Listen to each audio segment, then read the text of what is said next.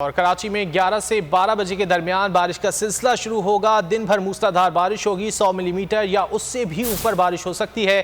D G meat سردار سرفراز نے خبردار کر دیا۔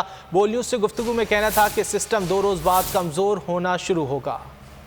دیکھیں یہ جو لو پریشر ہے وہ نارتھ ایسٹ عربین سی پر موجود ہے اور آفٹرنون تک بارش کراچی میں اور باقی سندھ میں تو ہو ہی رہی ہے۔ گزشتہ رات ٹھٹھا، بدین اور تھر پارک اور ان سب ایریاز میں تیز بارش ہوئی ہے۔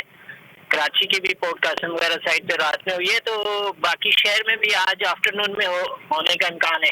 دیکھیں آج تو خیر وقفے سے ہے، آفٹرنون میں ایک سپیل ہو جائے، پھر رات میں تھوڑا نسبتاً تیز سپیل ہے، اور کل تقریباً پورا دن ہی ہے، تھوڑا وقفہ ہوگا، لیکن زیادہ تیز بارش آج رات سے ہے اور کل کا پورا دن اور پھر پرسوں بھی ہے۔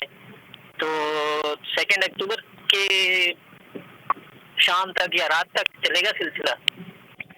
خطرہ ہے اس لیے کہ سسٹم خاصا اسٹرانگ ہے، یہ عربین سی میں اس وقت موجود ہے، اور امکان یہ ہے کہ اگلے 18 سے 24 گھنٹے میں یہ ڈپریشن کی صورت میں موجود ہے اور مزید انٹینسیفائی ہو سکتا ہے یہ کہ امکان یہ بھی ہے کہ سائیکلون بن جائے، تو اس لیے اربن فلڈنگ کا خطرہ رہے گا۔ سبسکرائب کریں اور بیل دبائیں تاکہ کوئی خبر رہ نہ جائے۔